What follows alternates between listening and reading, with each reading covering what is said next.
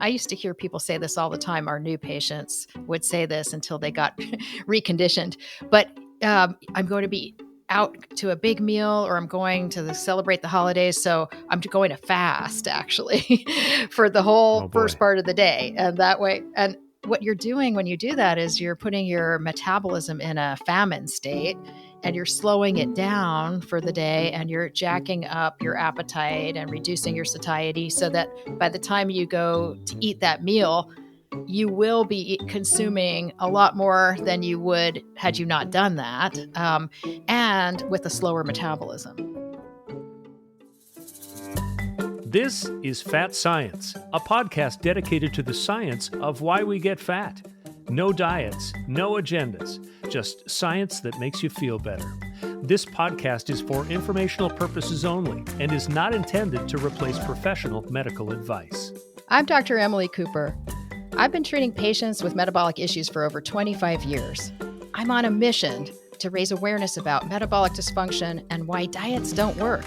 Hi, I'm Andrea Taylor. I've been fat, very fat, chubby, morbidly obese, and done almost every diet ever invented. They all worked until they didn't.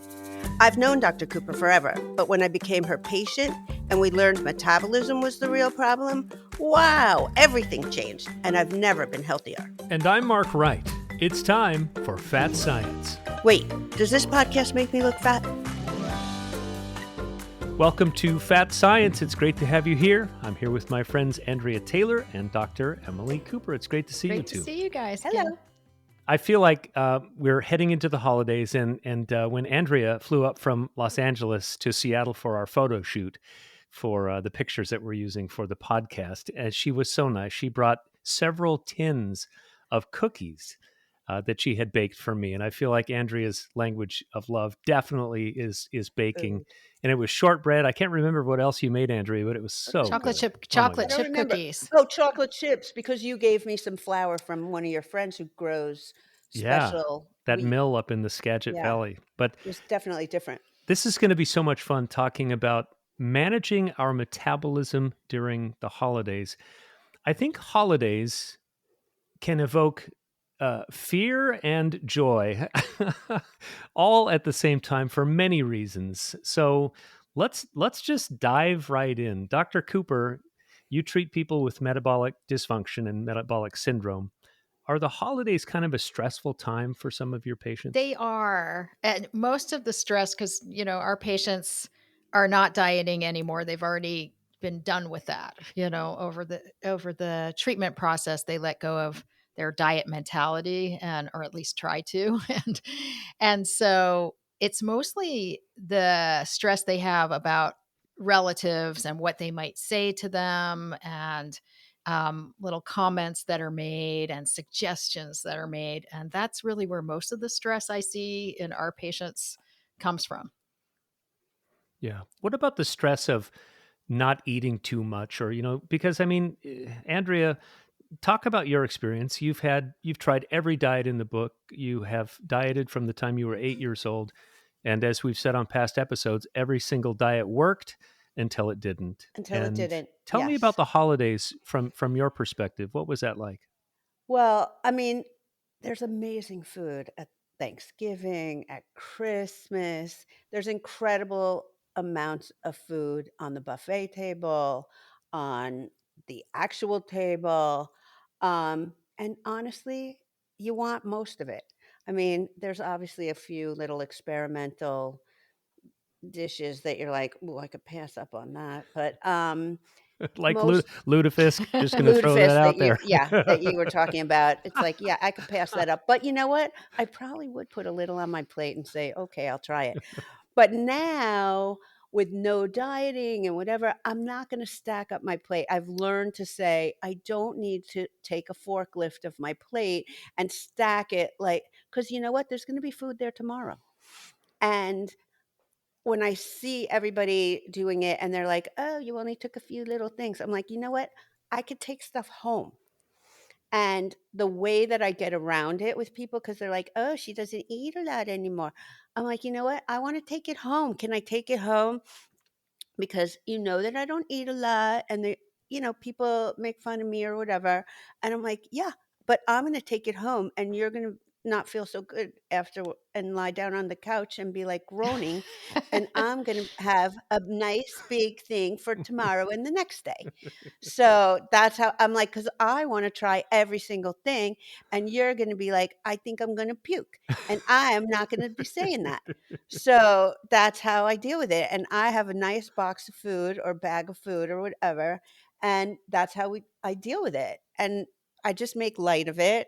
And it seems to be working and people are getting used to it because I always have to have dessert and I'm not sacrificing that. Yeah. And I have to have cookies or cake of some sort, and that's there. And I'm not going to deprive myself anymore.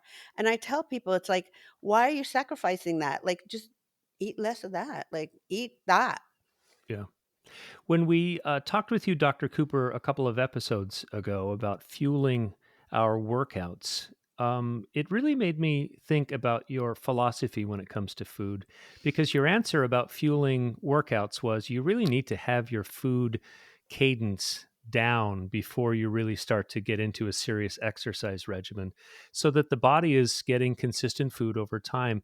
So I'm guessing that your answer may be the same when we ask the question, how should we view food and eating around the holidays? Yes, definitely.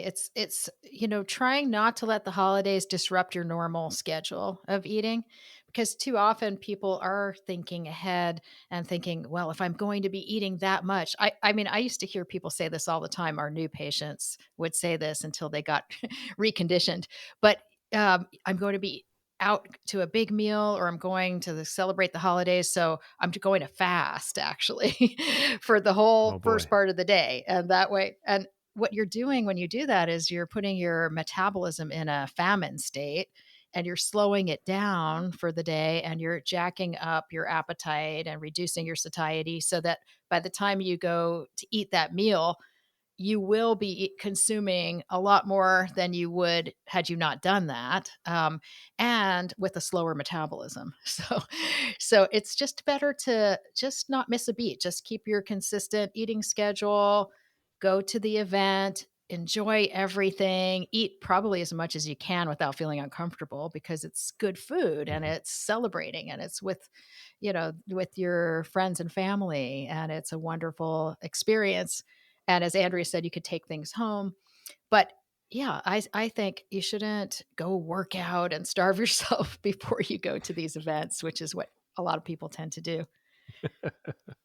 I'm kind of with Andrea. You know, Andrea and I, of course, are both patients of yours, and I think that my eating has become so regular over the years that even when I go out for dinner now, I never can eat the whole thing because the portions are so big. But I don't feel bad about it. I just eat until Huh. I'm full, and then I ask for a to-go box. And it really seems like when your metabolism is dialed in, you don't have to have this mentality of I'm going to starve myself and then I'm just going to pig out so I can really enjoy it. But the enjoyment actually can come in smaller portions and variety as well. So yeah, it's just Hmm. it's so much more freedom. I'd love to talk about the idea of fat-free foods and some of these foods that are quote unquote healthier versions of food because as we head into the holidays, you know, we're looking at things like eggnog and whipping cream and sour cream and things that are traditionally high in fat. What's your advice, Dr. Cooper, on how to deal with quote unquote healthier foods as we make these Well, recipes? sometimes those quote healthier versions are actually less healthy because there's more food additives and they have to get that texture and the quality when they remove the fat, they put in all kinds of different gums and, different chemical additives. So you're really better off eating the real thing. And you'll find too, if you try to cut out the fat or cut out the carbs, you can't really trick your body. It will then try to find the fat or the carbs from somewhere else and increase your cravings later to compensate. So best thing is just eat the real food. And I'm sure Andrea would agree with that. Yeah. If there's ingredients I can't Yeah. pronounce, like that are have glutamate or like weird long, like if on the label there's like this many things and they have dashes in Yeah. them. It should just be No. like, dairy Mm-mm. milk and Yeah. that's it. Yeah. If it's Or like, whatever. I just, Sugar. it's And not, what and I it's want to not going know, to feel good. If it makes your mouth go, right. no. Some of those toppings have an ingredient called guar gum. And I'm like, what is guar gum? And it's like, I don't even know where that comes from. And I don't think I want to No. know. Yeah. Yeah. There's a lot of things that we don't need. And it's sort of like fake cheese. Like every nutritionist I ever went to before I met the nutritionist Jennifer, who works with Dr. Cooper, they would show you this plastic food on a plate. And it was always this really little plate that I'm like, well, I have bigger plates than that. And then they would show you this fake food. And I'm like, I think the plastic food that they're showing me might taste better than the food they're suggesting. And it was always like plastic cheese. They want you to eat a plastic cheese. And I'm like, I don't eat that. So you can't eat that. It's not going to be satisfying. No, and it won't make you any healthier. Yeah. No. So, Dr. Cooper, talk about how sophisticated the brain is at at knowing what we're putting in our bodies. Because a couple of episodes ago, you talked about why diet soda is not good because the brain, is tasting something sweet. The body is tasting something sweet, but the calories aren't there, and the brain doesn't like that, right? Right. It doesn't like it because it's expecting something to happen and it doesn't nutritionally happen. And then that puts it into that, you know, food protection type of setting. And so, at same thing, if you're cutting out all your fats, you'll just never really feel satisfied because we need to have fats in our diet to help us, get through the day, our energy levels. And so, same thing with sugars. And if you're tricking your brain like that, it'll just constantly be craving sugar. So I think it's just getting back to just eating real food and looking at your metabolism. If you still are not satisfied when you're eating real food and you're eating on a regular schedule, there could be something wrong metabolically, and that should be evaluated. Yeah, I was going to also ask Dr. Cooper, when you recommend eating small, balanced meals throughout the day and also snacks, um, could you go over once again why having protein, fat, and carbs together is the best way to eat? Why is that? Why does the body like that combination? There's a lot of different reasons, but basically, we need protein, fats, and carbs throughout the day. So if our meals don't have them, we will be deficient, basically. So even if you leave one of them out, it's not so much the fact that it does help digestive processes to have all the food groups together. It does help your blood sugar regulation to have them all together.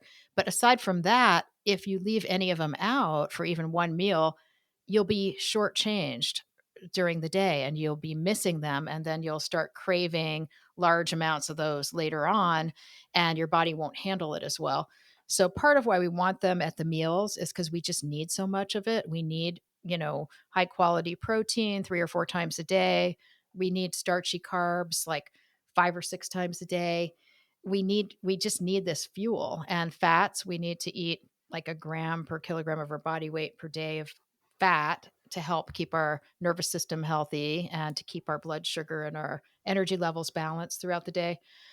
So having them all represented in the meals makes a lot of sense. That's really interesting. I had to laugh when a couple of episodes ago, Andrea said she lives in Los Angeles, and let's face it, LA is kind of a different planet. But Andrea said when the bread basket comes out in a restaurant in LA, people look at it sideways, like, "What are you doing? You're eating carbs?" And it made me think of about a week ago, I was having dinner with someone that I know in a conference that I went to, and we started talking about the podcast, and I was buttering my roll um, as I was getting ready to eat my meal, and she just matter of factly said, if you eat the roll at the end, your blood sugar won't spike as much, and because those are carbs, Mom. And I was like, I looked at her like, had no idea you were an expert at this. but um, but it made me think, Dr. Cooper, that there are people who subscribe to an order of eating, like, oh, eat your salad last, or eat your carbs Yes. last, or talk about, is there any science that backs up the idea that the order of how you eat is somehow healthier or unhealthier? I think a lot of that started coming about, just with regard to your digestive processes. So, eating things that take longer to digest first, and then eating things that take less time to digest so that you're not trying to like push everything past a blockage or something. But, you'd have to have a pretty sensitive dysfunctional GI tract if you had to cater to it that much. I mean, not that some people don't have medical problems where they have to adjust that, but the everyday person, there's our body can handle it. But everywhere you go, everybody has some kind of diet Yes, they do. suggestion for you. And at the holidays, everybody's gonna say, "Well, you should fill up on the salad or just eat the yams or don't eat the potato." I Like, know. everyone's gonna have some kind of diet that they ate better, or you're eating it wrong, or I do intermittent fasting, or I do this, and we should all eat before 7 o'clock because 7 o'clock is when it's that's going to be killer. We're all going to get fat if we eat after 7. I mean, that's how it I goes know. wherever you are, and then they're all going to argue. No, it's 8 o'clock. 8 o'clock is the killer hour. And then, I mean, in my family, everyone's got an opinion. So they're all gonna argue what time is the killer Right. time and who did better at that's how it's gonna Yeah, go. and even food is blamed. I ate carrots, and they are too Oh, high in yeah. carbs, or I ate these berries. No, that's too much sugar in the Right, carrots. Oh. right. But I wanna raise an issue, and Andrea, I'm sure that you've dealt with this over the years. There is so much judgment when it comes to Oh, people and their body shape and their weight. And when I see someone who's really struggling with their weight, I just have my heart melts, and I think, man, they must be just struggling with everyday life. And Dr. Cooper, you have helped so many people who were in that situation because of metabolic dysfunction or metabolic syndrome to turn that around so that their bodies aren't in the famine state, storing all those calories, and it's not a struggle anymore. But I want to talk more just about the judgment of this all, because I think, especially around the holidays, someone who may be struggling with their weight and they're serving up food at the dinner table, and I just think there's way too much judgment. And Andrea, have you had to oh deal yeah. with that over the years? You just know that there are certain people at the table who are diet crazy, who are looking at you and thinking, "Why is she eating potatoes? Hmm. Why is she taking gravy? Why isn't she just having the white meat?" I mean, because I do eat dark meat as opposed to the white, and it's like, well, I only eat the dark meat. I only eat the white meat. I mean, because the dark meat is all fat. It's all bad. Oh, It's all bad. And when dessert comes, there are certain people who are like, well, we just eat fruit. We don't eat cookies.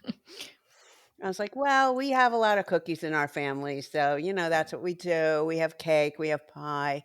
And you feel the judgment. It's like, "Well, your whole family's fat."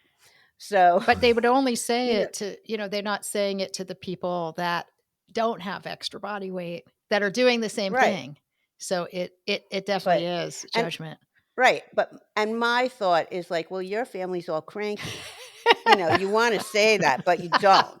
you want to start throwing rocks in the glass house? I got a But you rock don't, in the you jug. don't, but you think that's the inside voice, but you hear it and you feel it, it's Yeah. terrible, Well, and but people you can't people say at, that. quote, normal weight are quick to give advice to people The that have oh, elevated I've weight. had every I have had Mhm. every kind of advice, and sometimes, I mean, you wanna throw the rock back, but you don't, because as somebody who's always had a weight issue, there's lots of rocks you can throw, but you don't because you're taught as somebody who has lots of rocks thrown at them that you can't throw the rock Mhm. back.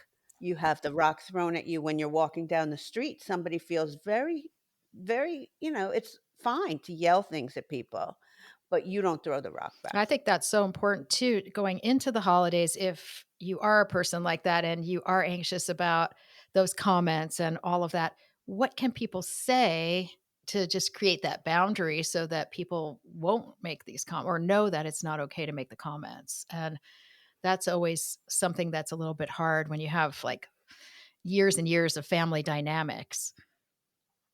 Yeah. So how do you handle that, Dr. Cooper or Andrea? I mean, it's you want to just draw a boundary, but you don't want to insult someone. But it's like I think you're right, Andrea. There are so many people, like my experience a week ago about when I should eat my damn Yeah, I roll. know. I It's usually like, and why did people think, oh, because they eat, right. they're somehow an expert on I know. metabolism? Like, come on. I usually say, "You know what? I'm so glad that that works for you. That's a good way to say. I'm really happy that that works for you, Mm, and I'm glad that that made you happy, but you know what? Today is today, and this is what I do." I have a lot of families where it goes on, and the parents, we talk about it, and they're worried that's going to affect their kids, that the grandparents are going to make these comments and zing, their own children. So they do learn to say to people that are kind of frequent offenders that, okay, it's not okay to comment on my body or my food. You can comment on your body and your food, but don't comment on mm, mine or or the children's. And you do have to sometimes be that blunt about it.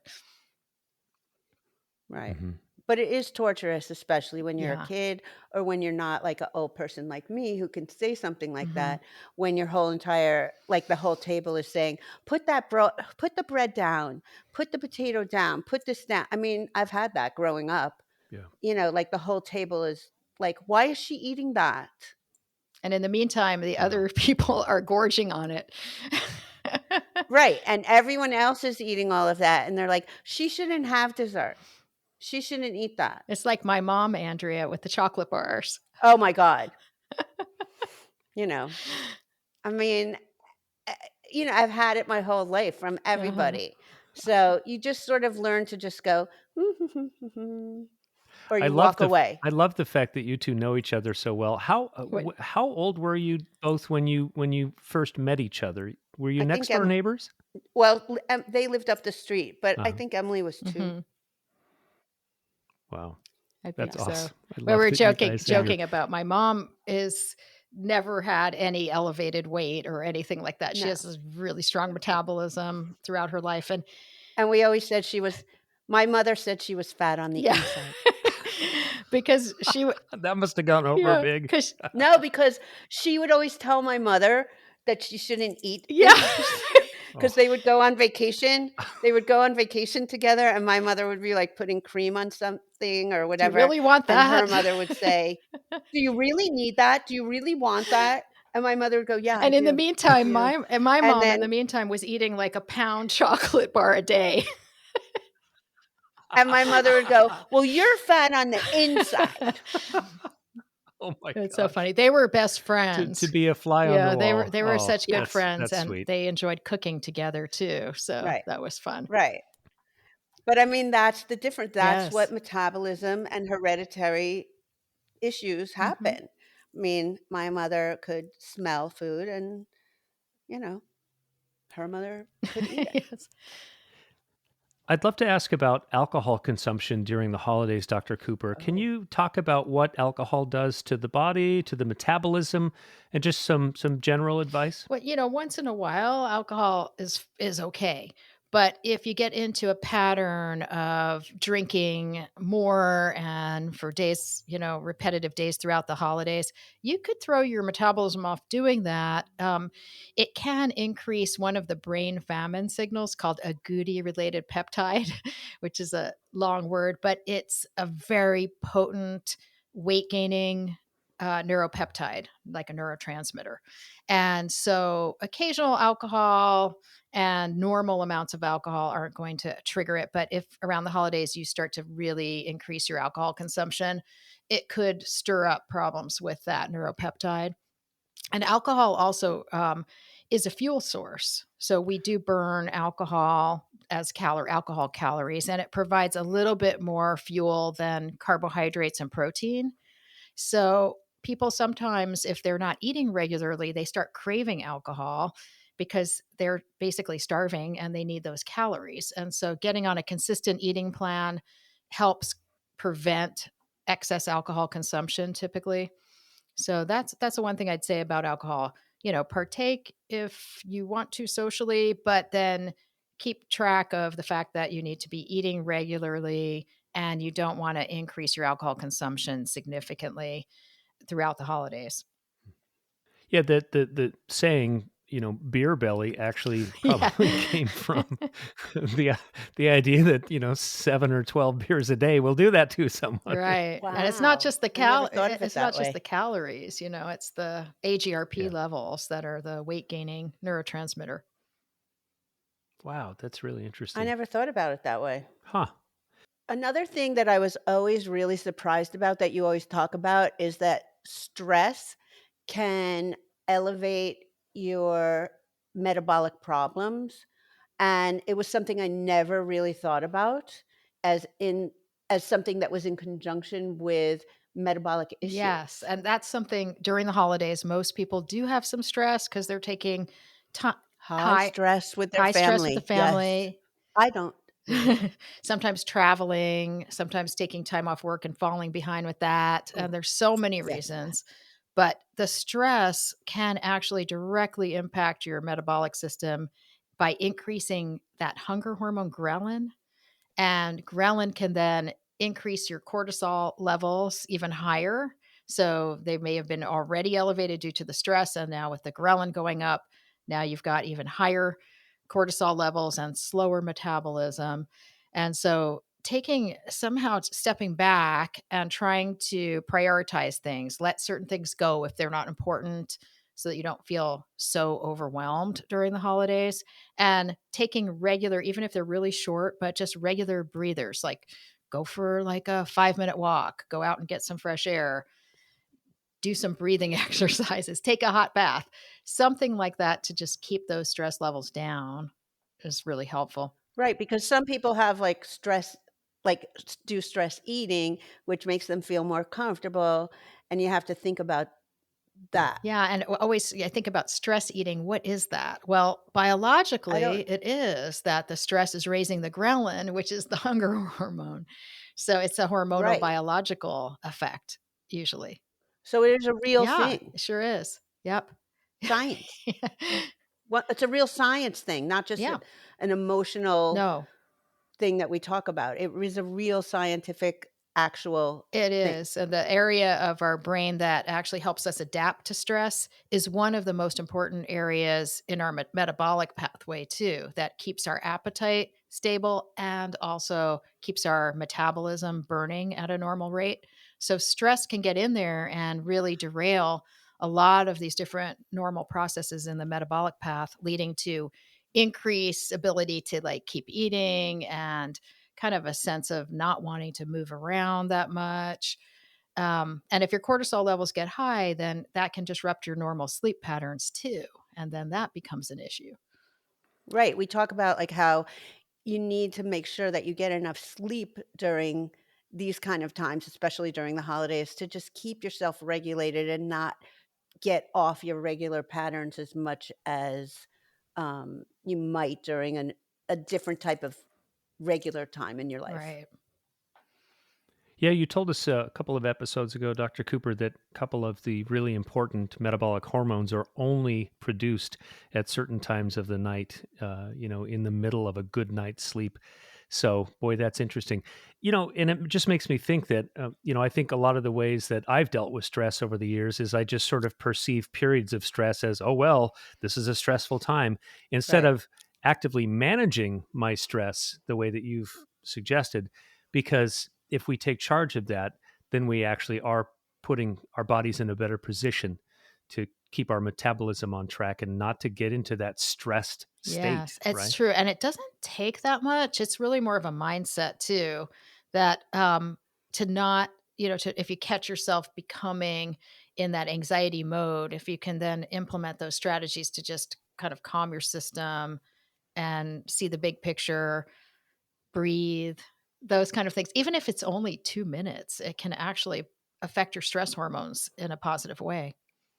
And having a backup plan if you're the cook. Oh, that's a good one. A number of years ago, I can't remember what happened, but I completely ruined the turkey. And so I went down to the grocery store near our house. Thank goodness they were open on the holiday. And I bought a deep fried turkey breast and I brought it home. Perfect. And one of my sons said, "This is the best turkey I've ever had." Oh, no. And I was like, see, I was stressing out for nothing. Mm. That's hilarious. All You know, right. Any hot final dogs are always good. as a backup plan? Pass the buns. Pass the buns.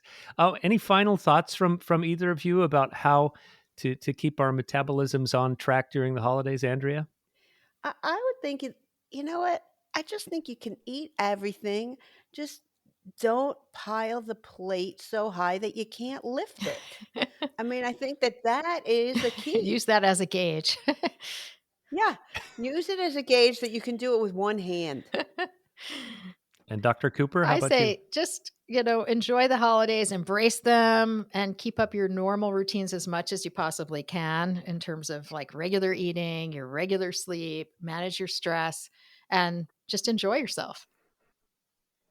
And you don't have to wait until the new year to make changes in your life for the better. Do it today. That's true. Do it today. You don't have to wait till things are a crisis. But, health clubs always get Yes. packed right after the first of the That's year for sure. with well-meaning people. I've been in that group before. Well, this has been fun. Andrea Taylor, Dr. Emily Cooper. This has been another edition of Fat Been Science. great, Mark. Great, Andrea. Thank you. No diets, no agendas, just science that makes you feel better. I'm Mark Wright. Thanks for listening to Fat Science with Dr. Emily Cooper, a Work P2P production. New episodes drop every Monday. If you've enjoyed the conversation, subscribe, rate, and review this podcast. This production is for informational purposes only and is not intended to replace professional medical advice. Join us next week for another episode dedicated to the science of why we get fat. No diets, no agendas, just science that makes you feel better.